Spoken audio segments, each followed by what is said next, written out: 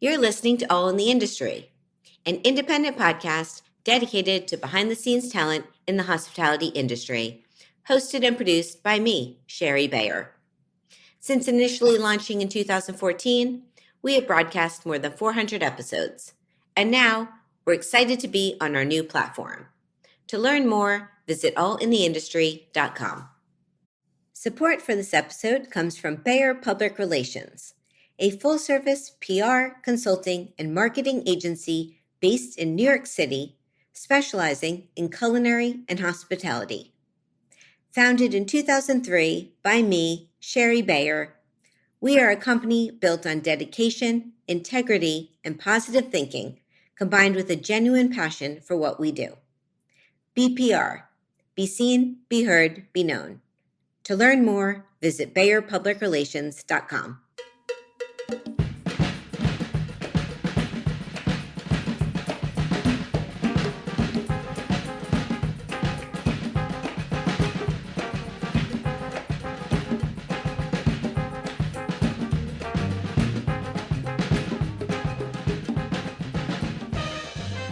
Well, hello, welcome to All in the Industry. I'm your host and producer, Shari Bayer, and this is our 426th episode of this series, which is dedicated to behind-the-scenes talent in the hospitality industry. Today, I have a special show with two outstanding chefs from Portugal, who I visited in person at their amazing restaurants and properties in the fall, and I will introduce them fully in a moment. But first, as I do in every show, I will start out with my PR tip, and then later we will have my conversations, which include some speed rounds, and I will close out with my solo dining experience. As the founder of Bayer Public Relations, I'm going to tip the show off with my PR tip of the week.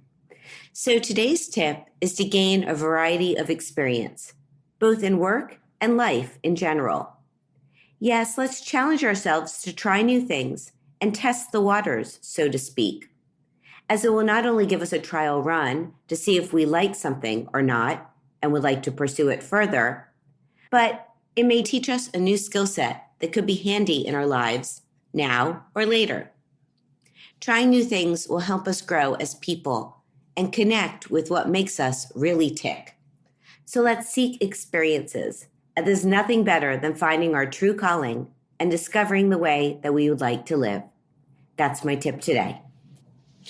Okay, so I'm excited about today's show as I have two amazing chef guests who, as I mentioned, are from Portugal. And I got to speak with in person on a fantastic trip to Portugal where I went to Porto and its surrounding areas, including the Douro Valley, and to Lisbon and Cascais and more beautiful destinations in Portugal, which you'll hear about in my interviews with these chefs. And I'm just so grateful that I had this opportunity to go back to Portugal. It was my second time there. I'd been once to Lisbon on a solo trip back in 2016. So I was due for a visit and I had never been to Porto. So it was really wonderful to be back. And again, you'll hear more details about my dining and activities on this trip in my upcoming conversations. So my first guest is Vasco Santos of Euskalduna Group in Porto, Portugal. Vasco is one of Portugal's most respected and forward-looking chefs whose professional journey began in Lisbon and includes time in Spain, where he worked in some of the world's most influential kitchens, including Mugaritz, Arzak, and the legendary Bulli. And he also spent time in London and Singapore, and all of his experiences have helped shape his technical rigor, sense of discipline, and creative freedom. Returning to Porto, Vasco opened Euskalduna Studio in 2016, which earned its first Michelin star in 2022. In less than a decade, Vasco's Groupo Euskalduna has built a portfolio that reflects diversity, creativity, and respect for tradition.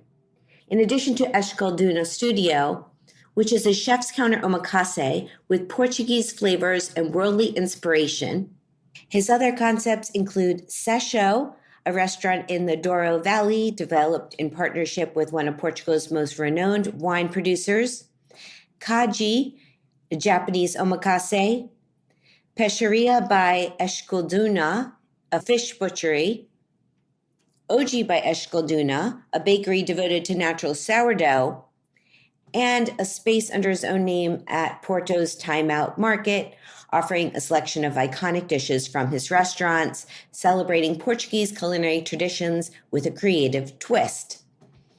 Among his accolades, Vasco has received 2 knives at the Best Chef Awards in both 2024 and 2025. So that's my first interview coming up.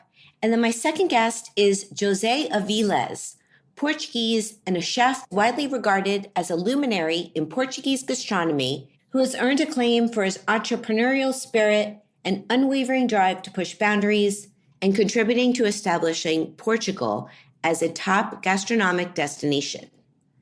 He has several restaurants in Portugal, including Belcanto in Lisbon, which has 2 Michelin stars and is currently number 42 on the world's 50 best restaurants list. And his other concepts include Encanto, his vegetarian tasting menu restaurant, which is also in Lisbon and has 1 Michelin star and a green star and is on the 50 best discovery list, as well as Bairro do Avillez, Taberna, Pateo, Minibar, and Pizzeria Lisboa, all in Lisbon, and Mare in Cascais, featuring seafood right on the water in a beautiful setting. He also has a couple locations of Canio do Avillez in Lisbon and Porto, Tasca in Dubai, which is a Michelin star restaurant and also on the 50 best discovery list, and Mesa in Macau. In 2023, alongside his wife Sofia Ulrich, José unveiled Casa Nossa, the Lake Farmhouse, an extraordinary estate located in Alentejo, nestled along the shores of the Alqueva. This idyllic retreat offers both comfort and complete privacy, all set against the backdrop of breathtaking views. José has made significant contributions to Portuguese and international gastronomic literature, and he's also a renowned author, host, and judge on television and radio programs. So that's what's coming up. I hope you enjoy my conversations with Vasco and José, and I will come back after and share my solo dining experience and wrap things up. So here you go. Please enjoy. Hello, Vasco. Hello. How are you? I'm fine, thank you. And welcome to my beautiful city. It is quite beautiful. My first time here, I just took a walk by the river, which was amazing, and just trying to get a feel for this city because I've been to Portugal once before, but this is my first time here in Porto. And let's start out. First, tell my listeners your full name and all of the restaurants that you have under your umbrella. Okay, so my name is Vasco Coelho Santos. I'm chef and owner of Everything Started with the Euskalduna Studio. It's the most more gastronomic restaurant I have in the group. Then was Semia, kind of like a bistro. We stopped this year for a while. We are changing location. Kaigi, it's my Japanese restaurant. I have a bakery called Ogi, a fish store called Peixaria. Peixaria means fish store, by Euskalduna.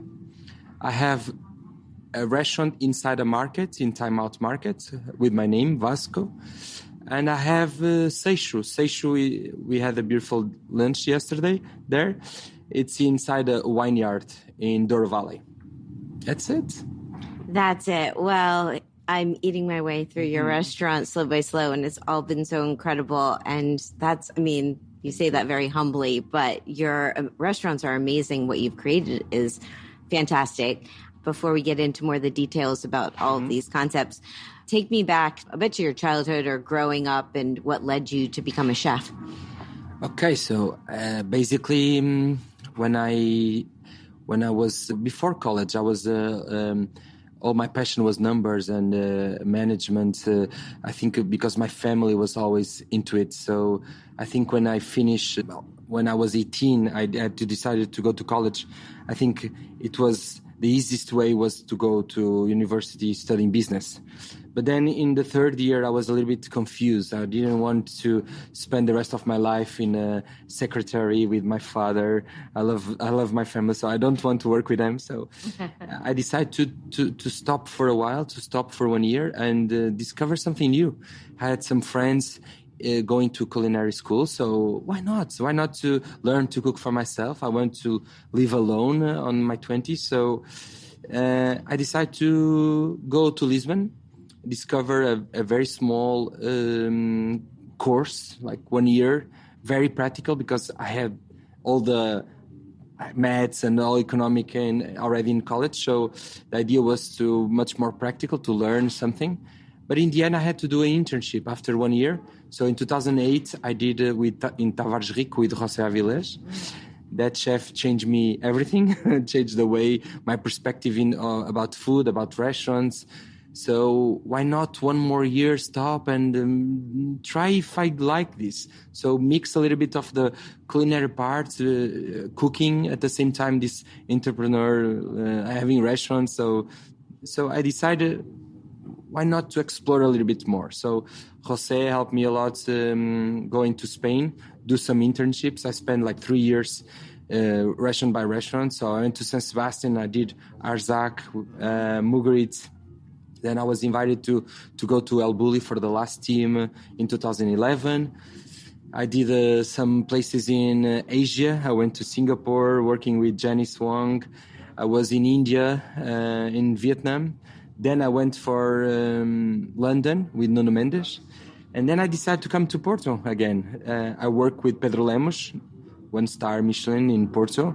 I thought it was too many steps out of Portugal, but I was missing culinary a little bit from my region. So I spent these 2 years amazing with Pedro Lemos. And then in 2014, I decided to take a break, 1 year, to find myself, to discover what I want to do.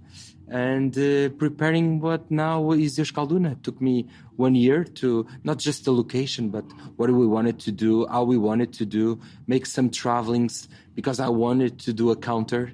So let's look for the best counters in the world in Japan. So I went to Japan for 3 months. So I think Euskalduna, it's a little bit of mix of Porto counters.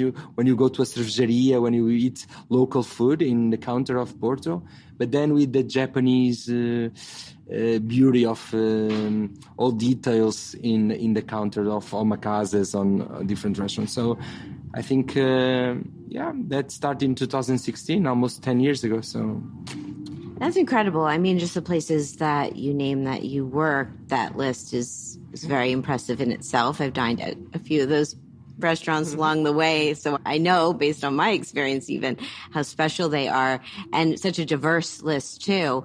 So what was the hardest thing with opening, going from being a chef and working for someone else to owning your own place? And then as you've continued on with all your concepts. I mean, this was a roller coaster so far. Since I decided that I wanted this hospitality or restaurants, I was always with the goal of having my own restaurant. So the idea was every restaurant I went, even in the internships, I was always looking how they manage, how they do things. So I was taking notes, everything. So when I do my own restaurant, I will pick up a little bit of everything I saw as the best, I think, and to do it for myself. But then when you are in the restaurant and you have your own, it's so different. Yeah. So everything changed. And then I was already with 2 and came COVID. So it changed again. So basically in the beginning, I had only like 10 people and there was 2 restaurants. We started with 5 people, me plus 4. So, and then when we opened Semi in 2017, it was only with 6 people. So I had like 12 people maximum with 2 restaurants. Then when came COVID, we questioned ourselves, no? And but the idea was, Porto, it's still a small city, so we need access to tourism a lot. So on that period, I thought to myself, if I want to open more places, because it was my dream to have a group with different projects, I needed to have investors to help me growing. So with COVID, I was coming back. The restaurant only have 16 seats, so it took a lot of time to make it step by step how is it today. So the investors helped me to have a vision and to have a faster way to grow and to open different places. Yeah, COVID, very challenging times, still challenging in a sense for restaurants. It's hard to believe it was like 5 years ago. It seems like a long time ago, yet a short time ago. But what was the second place you opened then? You had two places before 2020? Yeah. So it was Euskalduna and Semia. Okay. Semia was the bistro. We opened for 7 years.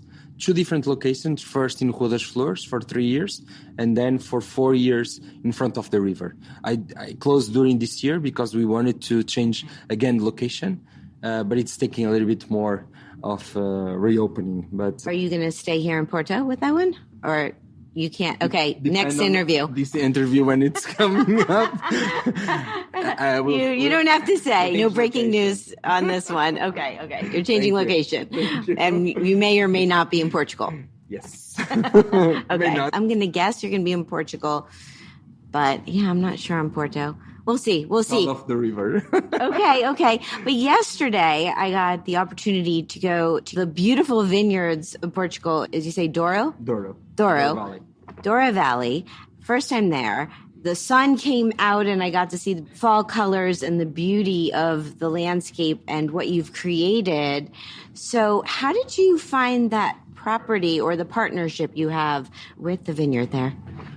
Well, for me, when they invite me in 2022, for me it was incredible because for me, Douro, it's not just the landscape. It's like the place where I can rest, where I get inspiration for my restaurant. It's everything. It's where I like to take my kids in the weekends to relax and to have some times for ourselves. I think the clock stops. I find it very, very calm. So Porto is not New York. It's not like chaotic, but still it's a little bit challenging. So in the weekends, if we can go there. So when they invite me to have a restaurant there, I think was the fastest decision in my life because I could do something more casual, something that I like to cook for my friends and my family So I think mixing both with a beautiful vineyard and with Douro in front and cooking something casual, that was a dream. So well, it was a dream to go. I mean, I really loved it. And yeah, I live in New York City, as you know, and whenever I get out into real nature, it's magical. It's magical. And our lunch was so delicious. Talk a little about what you made for us. In Douro, we prepared some different sausage grill. You have a leira, that was something that the Jews, when came to Portugal, used to have to show as a Catholic family. Then we have the morcilla with the blood. We had the pumpkin with the cheese. Sorry, that was just like to die for. It's awesome on the table. I mean, it was all delicious, but that dish, I think we were all like, whoa, comfort food on another level. Yeah, it's fun. Everyone loves that dish. We had some leeks as a salad.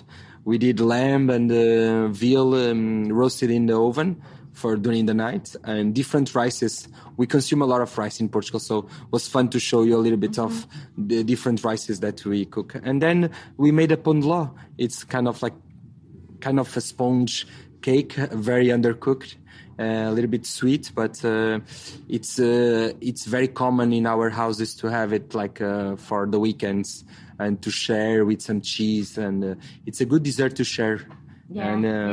Yeah. Well, it was fantastic. And just now when I was walking around Porto and I stopped in a store and there's signage for Sandman with the cape. I'll call it Phantom of the Opera, but the vineyard that we had a lovely tour and tasting at. The cape means it's a beautiful story. The cape, it's because of in Coimbra, it's a city close from Porto, and it's a university city. So when you go for the first to the second year, you have to use the cape because you are graduated to the second year. So it's because of the cape. And the hats, it's a little bit about Spanish from the area of Jerez. So Sandman is a little bit of mix from different Portugal and Spain, Jerez and Douro Valley.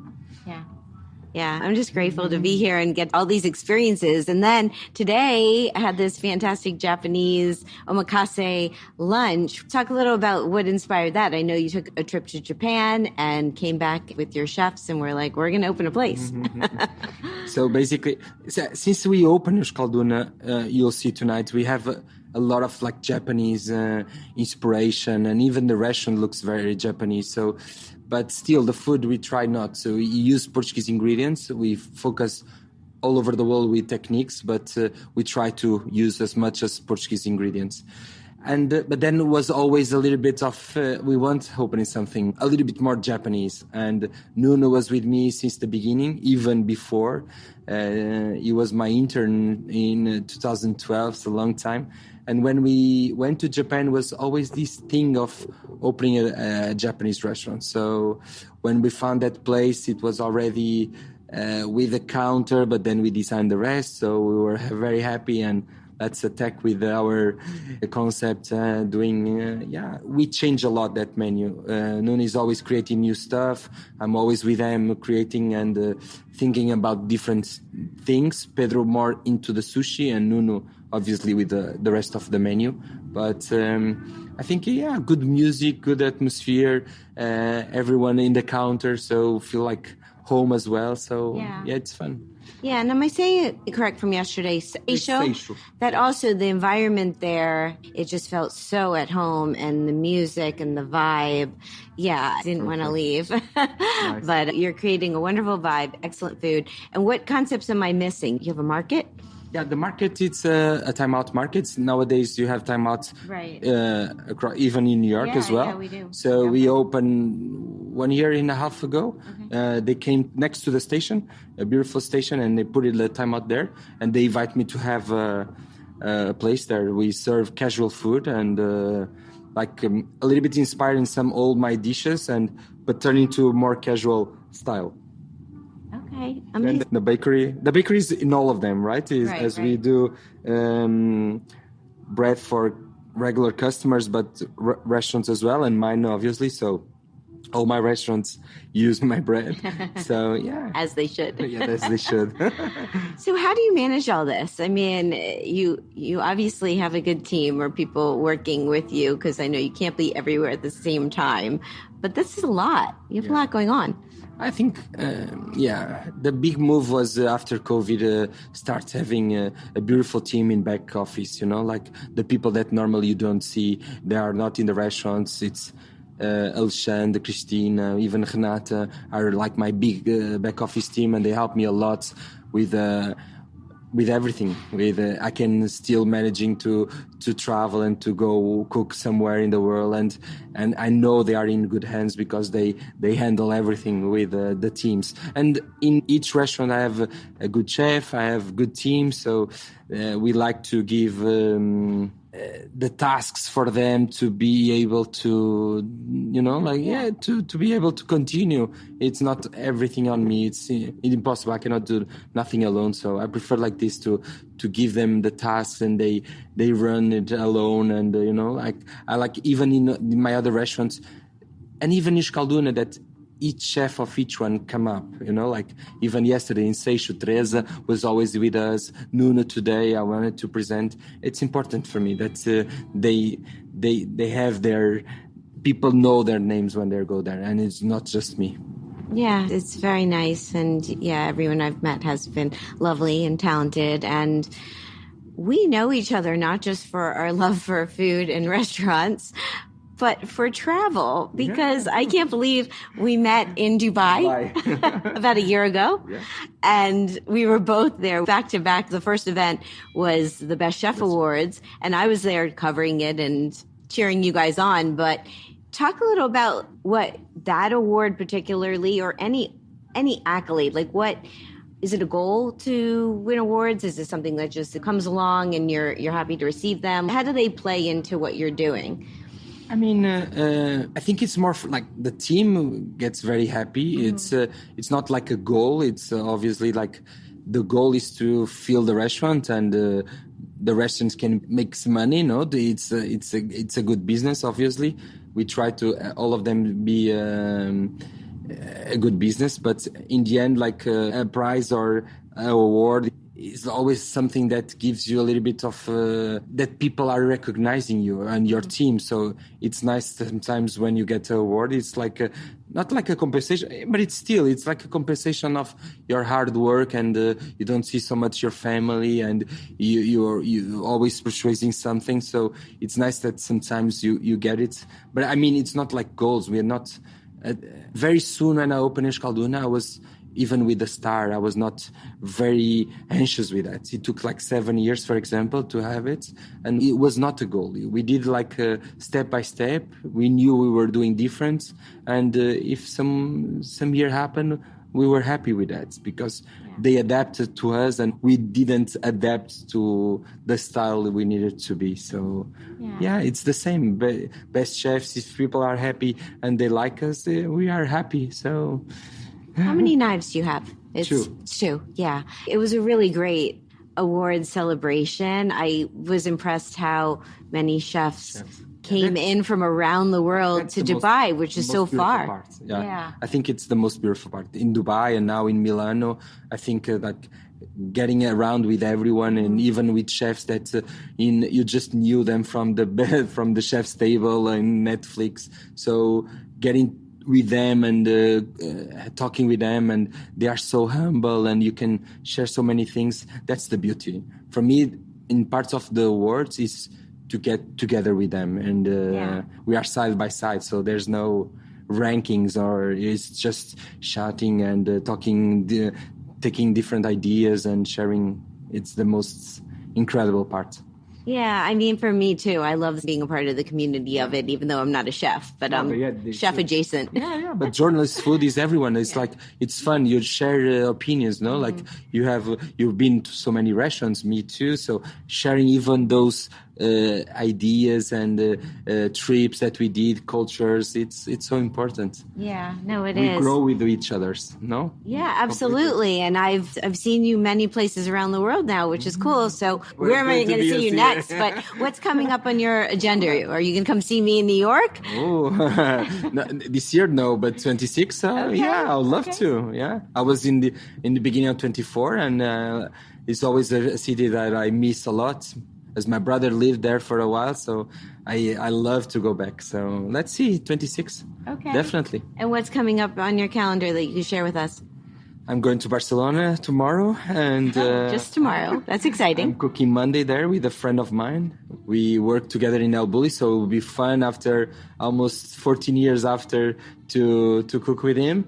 And in the end of the month, Georgia, and it's done. Till the end of the year, it's nothing else. Preparing the next move. Okay. I'm looking forward to hearing whatever's next. And the little segue, because I believe from Bulli, it was the chefs from Disfrutar, Oriol, Edward. I'll be with them on Tuesday. Okay. I'll be with them Tuesday with Oriol and Edward. Well, they are very special people. Their restaurant I've been to now twice, and I love it. And they're part of my Chef Voice book, which I was grateful that they contributed their advice. You will sign it today, yeah? And I'm going to sign your book, and I want your chef advice. And yes, I would be honored to sign your book. I'm grateful you have a copy. Yes. So what's your chef advice, like general or whatever comes top of mind? Especially for the young generation that do it with passion, do it with conscience, and I think it will be much, to respect everyone and do it humble and persuasive with soft. I think it's the best recipe to be success, not just in the kitchen, but as a part of like an entrepreneur. When we open a restaurant, it's not always easy to mix a little bit the part of the business and the culinary. So that's one of the parts I love. Awesome. Okay. Before I let you go, will you play my speed round game? Yeah. What it is I name a couple of things, like chocolate or vanilla. I give you choices, and you pick your preference. Okay, perfect. Okay. Eat in at home or eat out at a restaurant? Out in the restaurant. Believe it or not, a lot of chefs say in at home. But it's kind of 50-50. Anyways, indoor dining or outdoor dining? Outdoor dining. Wine, beer, cocktail, non-alcoholic drink, or champagne? Champagne. Tasting menu or a la carte? So-so. A la carte. Okay, so-so. Small plates or large plates? Small plates. Communal table or chef's counter? Chef's counter. Tipping or all-inclusive charge? It's a little more of a U.S.-based question. Tipping Or all-inclusive, like tipping on top of your check, or it's just already there. Everything's all It's already included? all included. Okay. How about cooking for your chef friends or having your chef friends cook for you? Cooking for the chef's friends. Yeah, that's cool. Portuguese egg tarts or some other delicious dessert? I know what I would go with being where we're sitting, but do you have a favorite? Portuguese egg tart. Okay. I love it. Do you have a favorite spot? Is there a favorite spot For here? me, in Porto, it's Manteigaria. As you go into Lisbon, you will find it in different places, but in Porto, Manteigaria. Okay, I'm going to seek it out if I have time while I'm here. Yeah, it's next to the market. Okay, fantastic. Last two are cheese plate or dessert. Cheese plate. But I mean, cheese, but I love desserts as well. I like to, if I go to a restaurant, no, both. I cannot say one or each. Depends on the moment. That's it. When you're in the moment. Okay. The last one will be Porto, Lisbon, or New York City. Porto. It's kind of an easy one. Yeah. Or Dubai. No. Porto is in, if you put Porto in front with all of them. Yeah. If you put one Japanese, maybe, no, Porto. I don't know, Tokyo? Yeah, I always wanted to come here, and it's really special to be here. The river and the vibe. I knew this coming in, expecting it to be hilly, and it is quite hilly. I mean, you get a workout from being here. Yeah, It is. So, I'm going to work off the meals. Thank you so much. Thank you. Thank you so much for coming. Thank you so much for inviting me and having time to spend with you and your amazing team and lovely journalists from around the world. It's really an honor and special to be here. And where we are right now at this hotel property. It's beautiful. So tell my listeners where we are. So the hotel is called the Largo. I was very happy when they accepted to do it with me.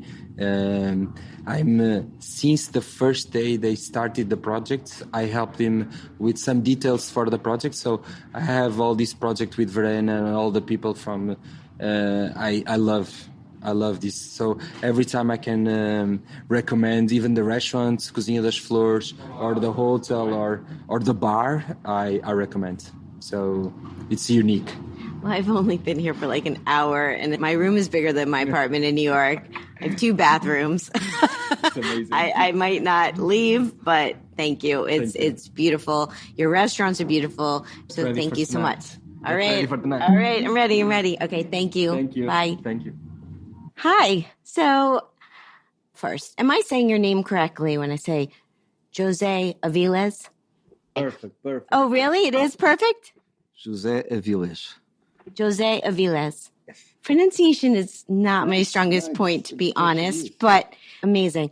I'm so excited, honored, thrilled to be here today in Portugal. We'll get more into the details of where we are exactly, but thank you for taking the time. And I like to start out with my guests and find out about their backgrounds and what led you into the culinary world. So do you want to take us back a little bit into what brought you into cooking? Yes, of course. So let's go back 40 years. I was 6. I wanted to be a carpenter. I remember that I told that to my oldest cousin, and he was 10. And he said to me that, no, you cannot be a carpenter. You're never going to earn money. You need to be a lawyer or an architect. And I didn't even know what was a lawyer. So I said, okay, I'll be an architect. So I studied arts to be an architect. But I had a big passion for food that started actually from the other side only of eating, not of cooking. But then I started cooking when I was a kid, teenager. When I was like 9 years old, I used to make some tarts and cakes with my sister to sell to the neighbors and friends. Amazing business. Our mother paid all the costs, and we only had all the money that we sell for. I went to the university for communication and marketing. Still nothing to do with food. I always thought I was going to be an amateur cook and I would study something else. But then I had like this goal of cooking more and more, and I understood also that I could take care of people, feeding them and preparing food. So when I was like 20, 21, still in my degree, I started an internship in a one Michelin star restaurant in Portugal, in Cascais, Fortaleza do Guincho, that was from Antoine Westerman, a French chef. Oh, okay. And that's how everything started. I remember the first time I entered the kitchen, my heart starts jumping, and I thought that I was going to do that for the rest of my life. Many regrets on the way because it's a very hard life, but still loving what I do and very happy. Amazing. I'm thinking Antoine Westerman, you said, was he known for roast chicken? He opened in New York many years ago. It was a big deal when he opened. I went. It was amazing. It was around for a couple years. It's not open now, but is that the same chef? Yeah, I think so. We used to cook the whole chicken for him there. I think it might be him from Strasbourg. He had 3 Michelin star in the Boergesel in Strasbourg. No, I'll look it up later. But when you said that name, I'm like, I'm familiar as a diner and someone in the industry. Okay, so you started cooking and you've always been in Portugal. What town did you grow up in? So I was born in Cascais, 30 minutes from Lisbon. I started there cooking. Then I moved to Lisbon. I did a couple of internships in Paris with Monsieur Frechon in Bristol. And I was then in 2007 with Ferran Adrià at Bulli. Oh, okay. And I must say that experience changed my life because not only I was in the best restaurant in the world right now or right at that point, and but I was with 50 people from 20 different countries, all of them like me, like in love and big passion for food and cooking. So that is an experience that really change you. So I stayed for a season in summer of 2007. When I came back, I was invited to be a head chef in Tavares. It was the oldest restaurant in town, in Lisbon, more than 225 years at the time. Many people said don't go because it's the risk is too high because it was a very emblematic restaurant. But I went. We got the first Michelin star in 1 year and a half. And actually, it was how it started for me. I stayed for 3 years there. Then I've opened my own restaurant in Belcanto and Cantinho. And now already 15 years of that almost. So when did you decide you wanted to open your own place? Or when did it come in your mind as you were cooking all these years? Was it at the time you were at El Bulli or after? When I started cooking, my dream was already to open my own place. At the time, I actually didn't know what was Michelin stars or fine dining. I wanted to do good food, real food. I thought that if life goes very well for me, if I'm lucky, I could open a small restaurant near my home in Cascais. I identified the restaurant was like 25 seats, 10 minutes walking from my house. And actually life gave me like 100 times that I could ever imagine and dream. But I always wanted to do something from the scratch and that I was not only the chef, but I had the opportunity to think through everything of the concept of the restaurant. So after 3 years in Tavares, with some business partners, we started our group. At the time was with Belcanto, like a fine dining destination, and canteen, it was more casual. And the idea was, because we all know that in most parts of the world, Michelin star restaurants are not like cash cows, so it's quite hard sometimes to manage the economics. So we wanted to have also a casual place to be able to help pay the other one. But then at the time, we were talking about 2010, 11, 12, the subprime crisis from the United States arrived to Portugal 2010. Mm-hmm. We entered a big crisis and we started having a lot of opportunities. I had a lot of ideas. So like in, 6 years, 8 years, we've opened 12 restaurants with different concepts, always signed by me. I ended up a few times in the hospital with IV in my veins because I didn't rest, I didn't sleep. My youngest son used to call me my brother's dad because he didn't understand I was his father too. But actually I almost erased all that from my memory because it was a few years that I run too much. Wow. I mean, I didn't know that, and that's a lot. And I think as chefs or restaurateurs, I mean, I observe and I know the hours you work. And I also think chefs tend to have a lot more energy than the average person, where you can just go and go and go. But there's a point still, you're a human being.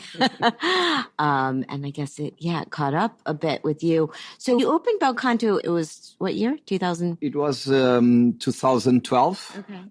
Actually, like maybe 29th of December, we did the first test of 2011. We made some remodelations in the first few years, and we moved place actually, but next door, 6 years ago, 6 years and a half ago, okay. We moved. And now where Belcanto born, we have now Encanto, our vegetarian restaurant. Yeah, I've been to Belcanto once. I'm so excited to go back. I haven't been to the new location and to go to Encanto. And I was recently in Italy at this amazing Prosit event, and I got to go to the dinner collab with your chefs. And so I got a little sneak peek of it, and it was amazing. And as you know, and for my listeners, if you want to go back to my episode on the world's 50 best restaurants in 2023 in Valencia, we had a conversation there at the awards, and I told you my story, which is probably one of my favorite, if not my favorite restaurant story, about how I was dining at Belcanto and I was solo, and your team came over to me with a phone and said, "Chef is on the phone for you." And I answered it. I said hello, and you said, "Hi, I'm sorry I can't be there, but I hope you have an amazing meal," or something to that sort. And I've never had any chef call me in their restaurant before. I don't know if it will ever happen again, but what a magical touch. I mean, thank you. And I loved my meal. So is that something like just a part of your hospitality? Like, I mean, yeah. We don't do a lot. We do sometimes, especially if we know the person is from the industry or something. I think that hospitality and the way we take care of people sometimes is even more important than the food. Of course, I'm a cook, I'm a chef, so I wanted to say that food is the most important thing. But sometimes it's not, and the difference between being very good or amazing could be a smile at the door, could be the way that people take care of you. So every time that I can, I'm there and talk with my guests. If I have a special guest and I'm not there, and if I can talk and call, I do that. But I didn't do much. Well, I tell the story and it moved me. And I feel the more I dine out, and I dine out a lot, it's very important. And of course, you want delicious food and drink, but it's how people make you feel. It's the experience, it's the hospitality that really sets with you and why you want to go back to a restaurant. So it was so special. And again, I'm so excited to be going to the new location now. So you have all these concepts. You've had many concepts. So how are you managing it now? Because that's a lot. So we had a big challenge during COVID. We and the rest of the industry all around the world. We closed, at the time we closed a few restaurants. We reopened some, and then we were in the middle of creating a new concept, and we've opened 2 years ago. Encanto was open only after COVID because another concept closed before Encanto. I'm mostly at Belcanto. I have an amazing team around. I'm still part of the creative part of every restaurant. So I design the menus, the line that I want for the menus. Encanto is now the one a little bit more independent. I help Diogo Formiga, but he's the one that always testing and having new ideas, and has been an amazing experience too. Because it's the first time that I really have somebody that is creating new dishes in a so conceptual restaurant. Because, of course, I have other chefs that work with me and they help me with ideas or changing menus seasonally. But normally in most traditional and casual restaurants, when you think about a restaurant like a fine dining vegetarian, it's something quite hard to go further because you have less colors and less textures in your palette of colors, but of flavors. So you need somebody that is 100% there, cooking vegetarian every day. That makes a big difference. And I think we make a great team, me and Diogo Formiga. And now in Belcanto, for the first time, we started 2 years ago, I have 3 chefs there. One you met in Wine Prosit, Mérico, and Miguel and João. And I design the way that I want the menu to go. And they propose to me. Sometimes I love it, sometimes I don't like it. And then we build it together. But has been very interesting this last couple of years because my work changed a little bit. I was used to do almost all by myself. And now having a team and to be able to brainstorm with them has been great. Of course, when I say doing all by myself, it's creativity parts. The rest, they do it all.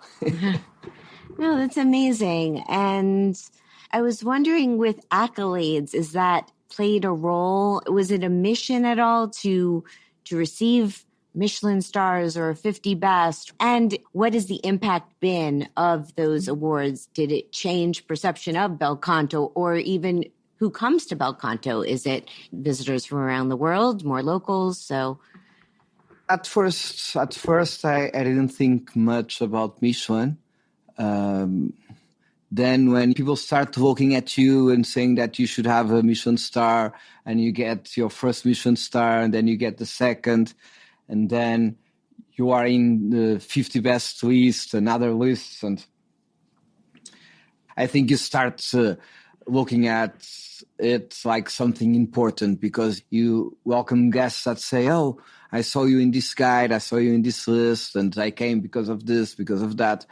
And of course, it's important for us. I remember that when we got the first star, we grew in terms of business, 40% more or less, and maybe 20% more with the second star. And the second star was the first second star in Lisbon, and the first second star for a Portuguese chef. So it was quite important. It's amazing. Congratulations. I mean, yeah, it's a big deal. It was a big deal at the time. Now, of course, we look behind, and we are happy for that. At certain way, we made history. But right now, I don't think that I would prefer to have more restaurants in Portugal with more stars and more restaurants in the 50 best, because I understand that to make a food destination, it's better to have more than to have less. And if I want to compete right now, I don't like to compete with other Portuguese chefs. I would like to compete worldwide. And actually, I don't think that restaurant or even food is to compete. But of course, it changed the way people look at food. It changed the business. But what I always tell to my team is like the most important thing, our guests. The most important thing is the way we treat our guests, the way we care. We take care of them. And many times all those lists and guides is like a big balloon full of air that someone can come with a needle and just blow it up. And if you're not ready for that, because can be quite heavy if you lose a star, if you get out of the list. And if you focus completely what is the most important thing, and for me it's, of course, our guests who sit at our tables and leave with a smiley face because they're happy with what they eat and what they had in the last hours with us. Yeah, no, I hear you. And yeah, I think what you've created is so special, and that you have an amazing team that you're working with. I'm someone who's a one-woman show that when I hear people who have grown their team and delegate and all that, it inspires me because there's only so much a person can do, you know, and to grow and to, especially with restaurants. So you have built a very strong, well-known, very reputable restaurant group. And now here we are in another part of Portugal, my first time here. Where am I? This beautiful property of yours. So we are in the theater room where it's like a cinema, but sometimes we do some small concerts. Some companies rent it for some business presentations. We are near Monsaraz in Alentejo, interior, south of Portugal, where we built 3 years ago this beautiful house called Casa Nossa. It's a villa that we rent only all together with 11 rooms, with full board, breakfast, lunch, and dinner. And we've been having a lot of fun in the last years. We've been renting like around 120, 150 nights a year. Many Portuguese, but people also coming from all around the world.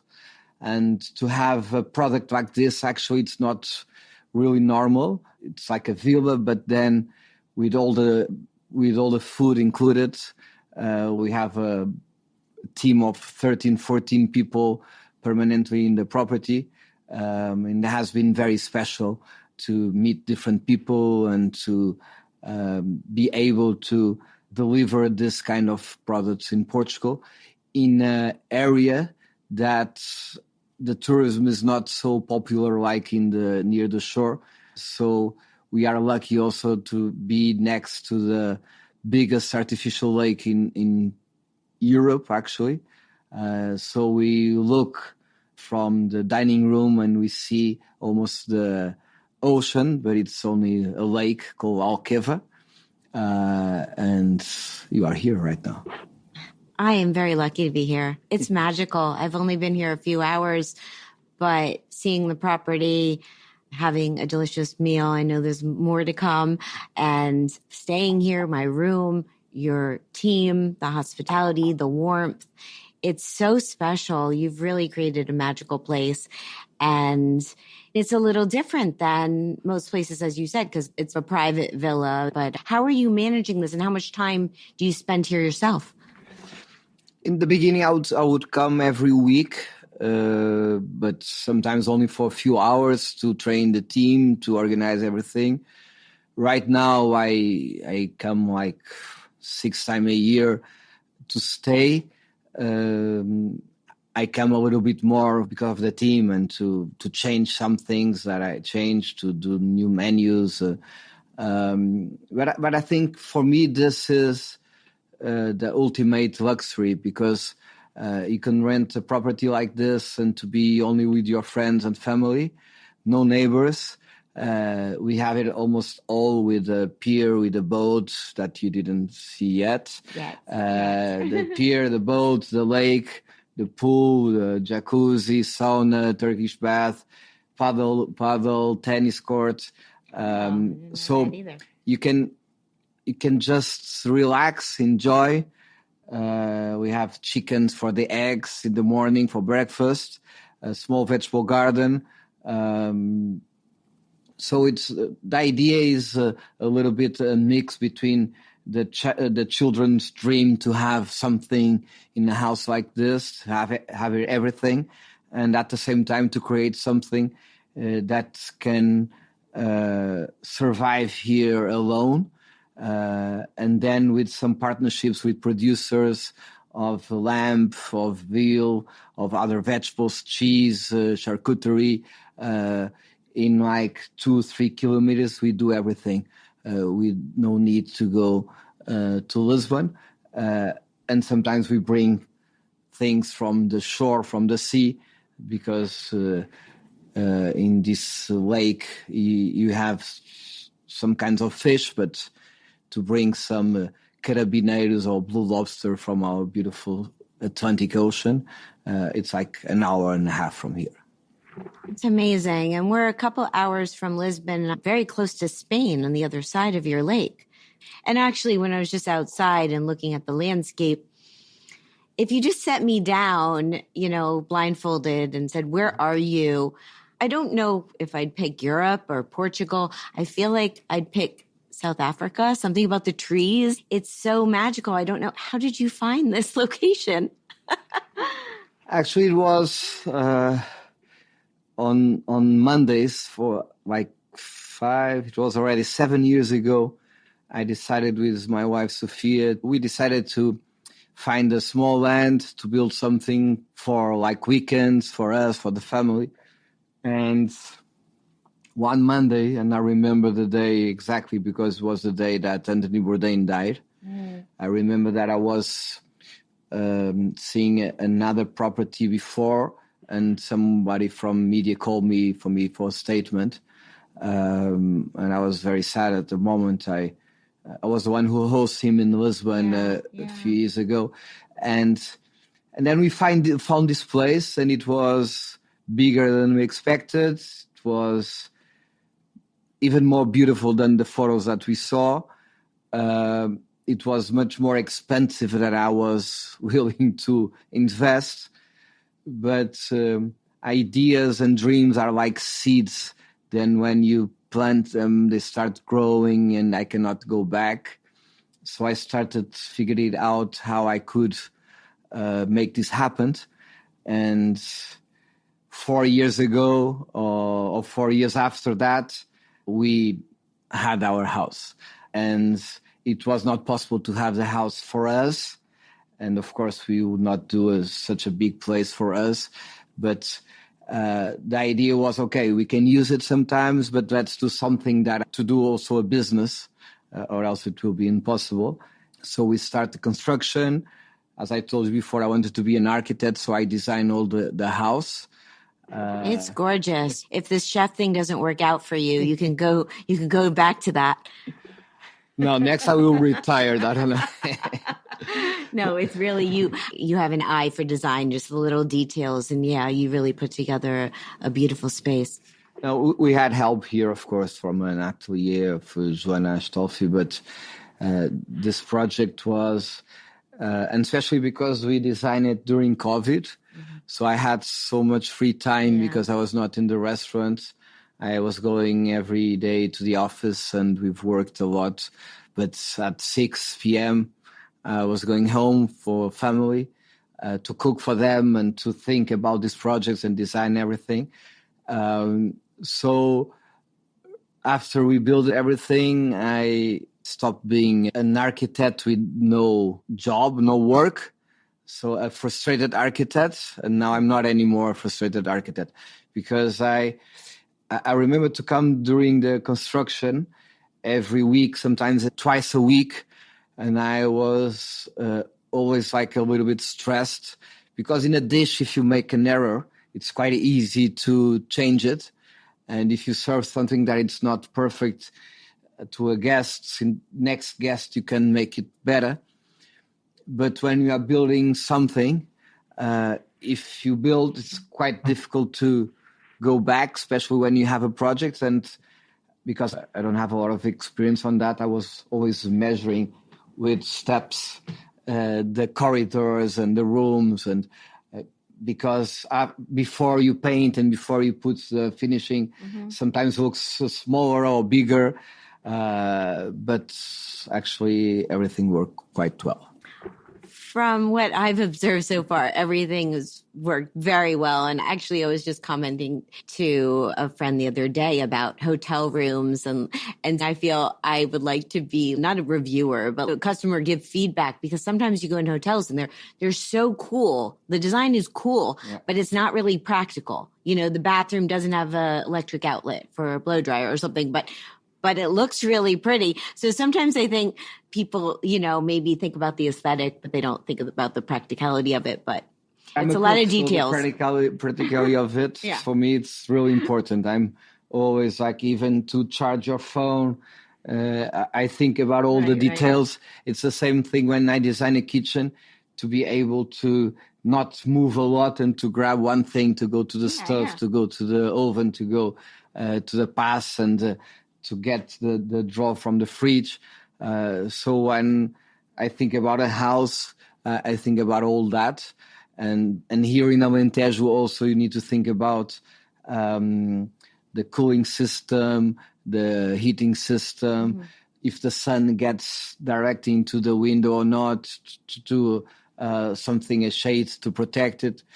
So I came here and I camped a few times to understand exactly during winter time and summertime where the sun goes down, where the sun goes up, to see the levels, because it moves from winter to summer, and the height of the sun also, because I'll try that to the winter the sun gets in the house, but during the summer not to heat too much the house. So we had a lot of fun doing that. So many details. Amazing. And for this trip that I've been on here now, my second time in Portugal, second time to Lisbon, first time in Porto, in that area. But first time I went to Lisbon, I didn't realize it was so hilly and up and down. And because everywhere I've lived in the US, Miami, New York, are pretty flat.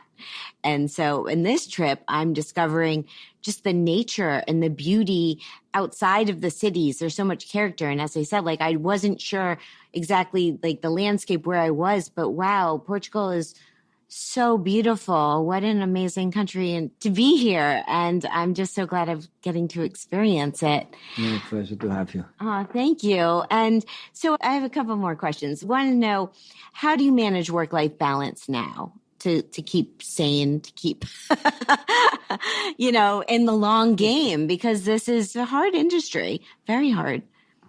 Yes, very hard industry. What I try to do right now, actually, I'm still in the restaurants during the night, during dinner. What I do is, like, instead of leaving the restaurant at midnight or 1 a.m., I try to leave around 10:30, 11.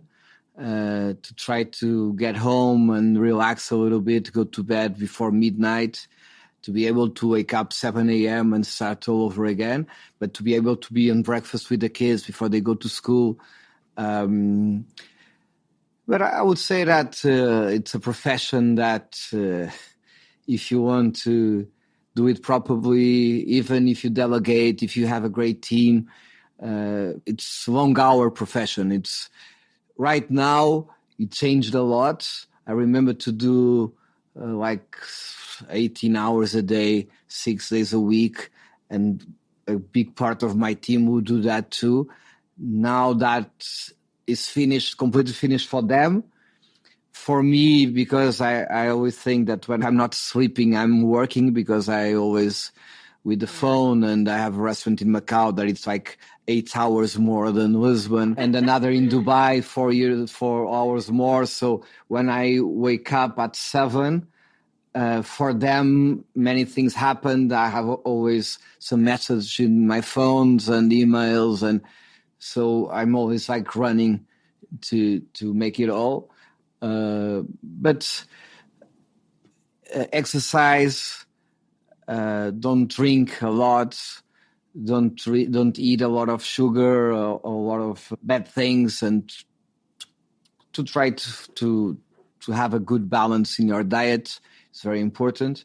And exercise, it's really important, especially because being surrounded with food, being on the planes all the time, if you don't take care of you, of your body, your mind will get mad. Yeah, 100%. Well, my next question was going to be, what's your chef advice for somebody getting into this industry or wanting to get in? You kind of answered that, or I don't know if you want to add to that. I can say a couple of things more. I think that you should choose a chef that you admire, work with him 2, 3, 4 years, understand what you want to do next. If you want to open your own restaurant, identify a restaurant that it's very similar with what you want to open, and go there and work 2 years more. But don't think only about the food. Think about everything, because one of the most difficult things in the restaurants is not to be able to manage a kitchen, is to be able to manage everything of the restaurant and to be able to make money with the restaurant. Because you can have a lot of dreams, you can be a great chef, and if you're not good enough managing, you can lose everything in 6 months. So sometimes you need to understand exactly what people want, to deliver that. Even if it's not exactly what you want, you start changing it slowly, and not just build a restaurant and you don't care what people want, and because it's your dream. I can say that to cook, it's an expression of art, but it's different if you paint or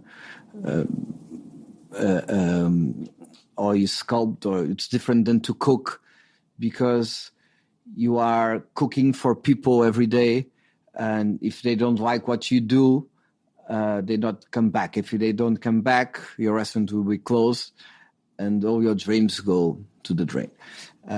So I have a lot of young chefs that come to me and ask me what I suggest them to open a restaurant, and most of them I say like, work 2 years more in this, because they don't know anything about the managing part. Yeah. And it's really important. It's not so. You see in many congress, people don't talk a lot about this, because it's nicer to talk about creativity. It's nicer to talk about different concepts of food and even sustainability and different things. But I think the numbers, the economics, are really important for you to be able to make your dreams come true. Yeah, well, it's a business. Yeah. I mean, sometimes people forget that, but it's true. What would you say, what was your favorite part of hanging out, showing Bourdain around your episode, or your favorite memory? I was very nervous. I would have been too. I had to admit, because I was a big fan, and because I was called to represent Portuguese chefs. I was not alone with other chefs, but I organized a part of the trip, and I knew that after the episode came out, a lot of people would say, "This is not Portugal. You should show this and that." And so I was quite nervous. He was not at first glance. He was not like the nicest guy ever, but then when you start knowing a little bit, he was very nice with us. He was very nice with Sofia, because he only saw her once, and he stand up and went to call her to the group, and it was really nice, actually.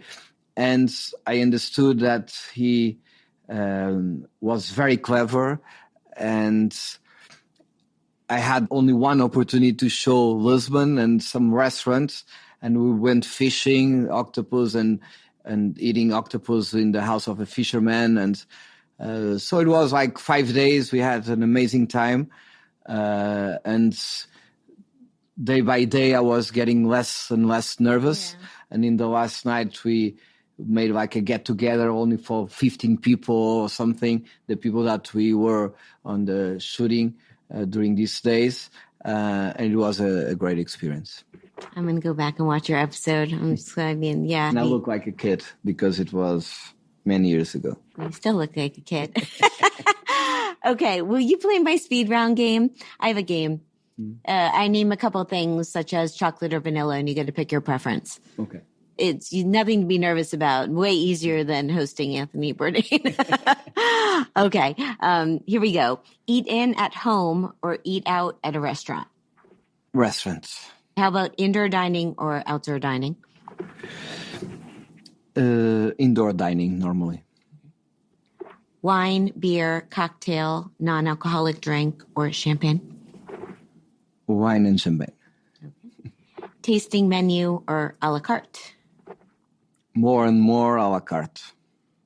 It's becoming more and more common too. Small plates or large plates?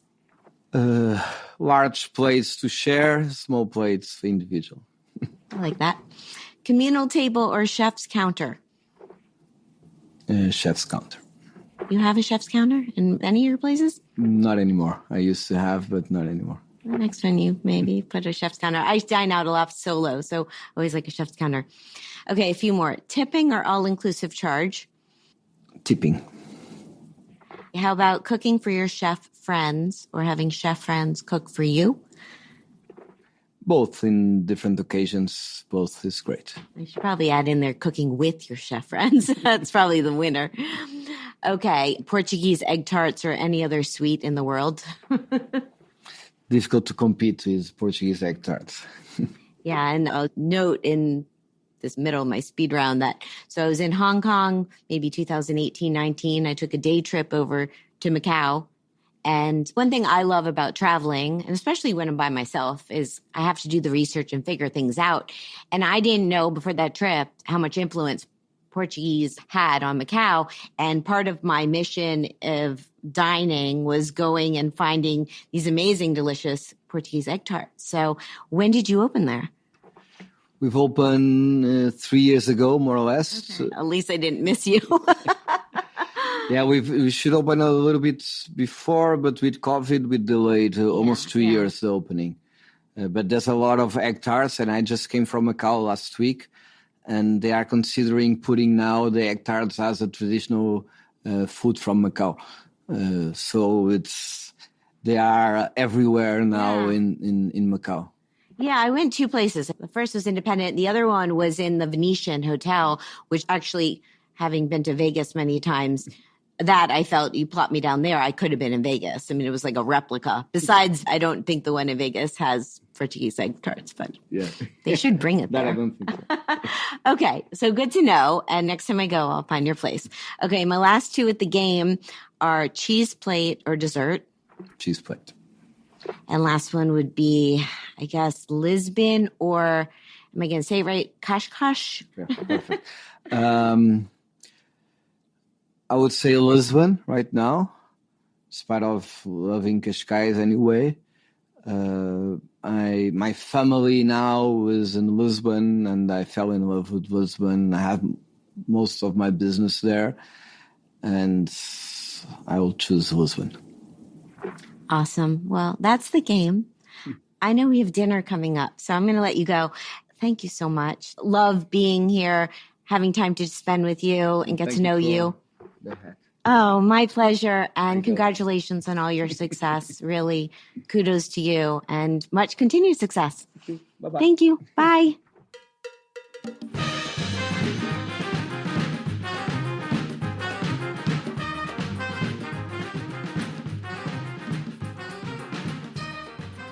Welcome back to All in the Industry. I'm your host and producer, Shari Bayer, and I hope you enjoyed my conversations with Vasco Santos and José Avillez. I'm so grateful I had the opportunity to spend time with both of them and their teams in beautiful Portugal. Thank you all so much. I will share details about where you can find Vasco and José at the end of the show, so stay tuned for that. And thank you all again. Obrigada. Okay, it's time for my solo dining experience. This week is at Sunny's. Here's the rundown.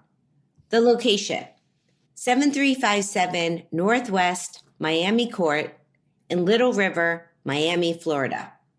The concept, a steakhouse with American fare.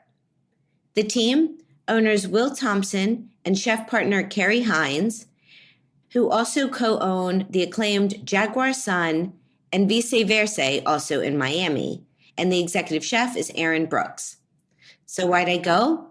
Well, I had been once before earlier in the year, and I absolutely loved it. And so when I was back in Miami, I made it a mission to go again. So my experience, I made a reservation for one. It was actually on Christmas Eve, and the restaurant was, yes, open. They shifted their hours a bit to close a bit earlier, but they were doing full dinner service. And so when I arrived, I was led to the back dining room. The space is vast. It's a very large restaurant. It's over 200 seats. And the last time I was there, I sat in the outside courtyard, which you walk through to get to the other parts of the restaurant. And the space is just gorgeous. It's centered around this huge banyan tree in the courtyard. And the design is just so welcoming. And the place was happening. I was there pretty early, but it was a full house. People were out and about. You could feel the energy. And the team there is so lovely. The hospitality got me the first time, and it got me again. Everyone was so kind, and there was just a vibe. And so I loved being back, and my server led me through the menu and helped me decide what to get. I wanted to try some new things that I didn't have before. And so I ordered, and I sat back and enjoyed my meal, and I befriended some of the tables around me, and I got to see Will too. I had met him a few weeks earlier in New York City at Esquire's Best New Restaurants in America party, which Sonny's was honored at as one of the restaurants on the list. And so it was really nice to see him there and get to chat. And I had a really great time. So what did I get?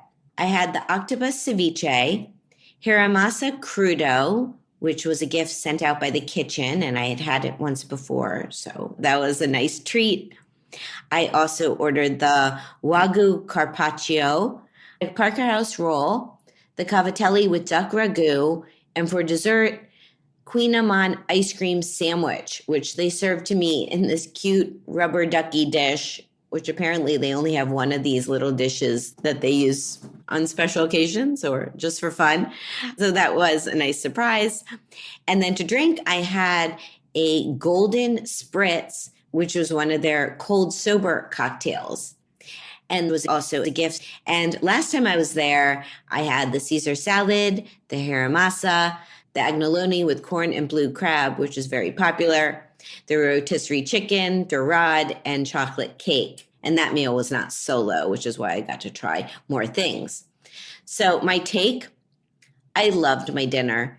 The octopus ceviche was delicious, as well as the crudo. And my favorite out of everything was the wagyu carpaccio. It was so beautifully thinly sliced and full of flavor, just a phenomenal starter. And of course, you can't go wrong with a Parker House roll or pasta. The cavatelli was also delicious. And the dessert, the Queen Amman ice cream sandwich, I think speaks for itself. So it was a really wonderful meal. So the ambiance. So from the street, you really can't tell how amazing the space is or how large it is. You enter through the courtyard. You first pass by an outdoor bar on the side, and then it spreads into a larger area, and then different rooms surrounding the large patio. And you can also see the kitchen through open windows. So I would describe it as spacious, vibrant, stylish, a chic yet comfortable setting with really good lighting, with this giant banyan tree and greenery as the center. And I don't think there's a bad seat in the house. There's also an indoor bar in one of the rooms. And I was in the back room sitting on the banquette looking towards the courtyard so I could see the action. I'd say it's perfect for any occasion, solo, friends, family, a date, group gathering, you name it. Interesting tidbit. So the backstory of Sonny's, it began as Jaguar Sun's response to the pandemic.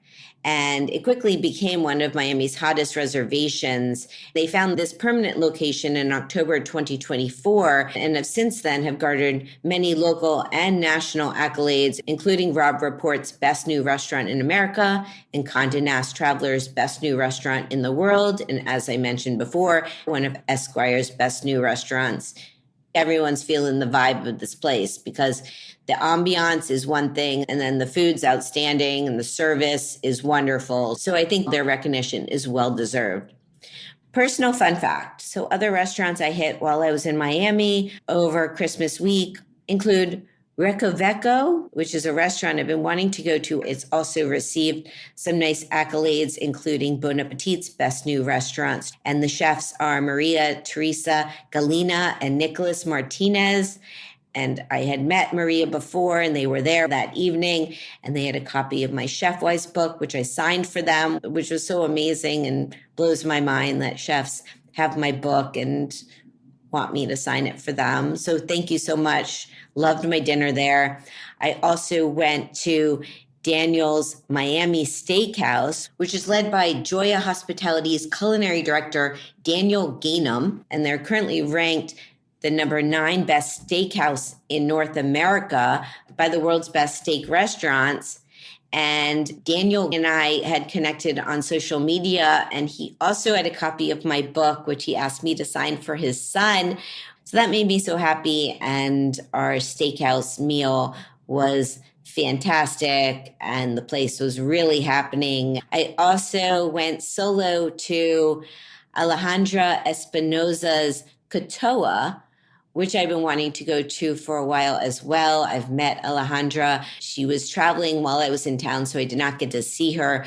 I believe she was in Ecuador, where she is from, and her restaurant is Ecuadorian cuisine, which I really enjoyed. And I saw recently that she's going to be opening in a larger space, so I look forward to checking that out. Also in Miami, I went to Kwame Anuachi's new Las Lap, which was wonderful. And I checked out Barbucci from the Macaliana family, which is a pizza, bottle shop, provisions restaurant, very close to Sunny's. And that was also terrific. And of course, I made my run to Joe's Stone Crab, which I always try to go to when I'm in Miami because it's the best. And I usually do the takeaway at Joe's because you can just walk right in and get your delicious stone crabs, and there's no wait and you don't need a reservation. So that's my tip to anyone who wants to go to Joe's. And also don't forget to get the key lime pie. It's fantastic. Okay, so the cost of my meal at Sunny's was $83, not including tax and gratuity, and a couple of things were comped. So thank you so much. Would I go back? Yes, absolutely. And next time I have to get steak. Their website is sunnysmia.com and Instagram at sunnysmia, or I guess you could say Sunny's Maya because it's SUNNYSMIA, Maya for Miami. And that's the show. Thank you again so much to my guest today, Vasco Santos of Euskalduna Group in Porto, Portugal. His website is grupoeuskalduna.com. That's GRUPOEUSKALDUNA.com. And on Instagram, you can follow him at Vasco Coelho Santos, and that's VASCOCOELHOSANTOS. And I hope I've been saying everything correctly. I'm trying. And thank you again so much to my second guest, José Avillez of Belcanto, Encanto, Mare, and more.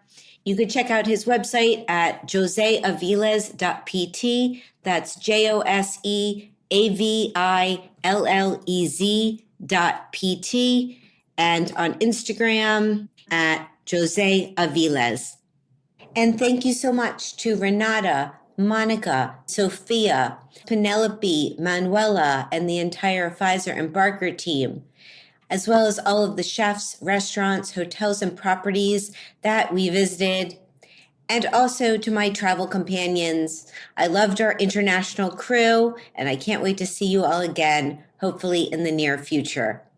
To learn more about my Portugal trip, go to Instagram and follow at Shari Bayer. That's ShariBayer, and search the hashtag Shari in Portugal. There you will find photos from my meals and experiences in Porto, Lisbon, and beyond. You can also follow my PR company at Bayer PR and this show at All Industry. And my YouTube channel and Facebook page are All in the Industry. And you can find all of our episodes at allintheindustry.com, as well as wherever you get your podcasts. My other websites are BayerPublicRelations.com and ShariBayer.com. And my book is Chefwise, Life Lessons from Leading Chefs Around the World by Fiden. And it's available wherever books are sold. Thanks as always to my engineer, Armin Spejagian. I'm your host and producer, Shari Bayer. I will be back soon with a new show. I hope you'll tune in then. And thank you as always for being part of All in the Industry. Bye.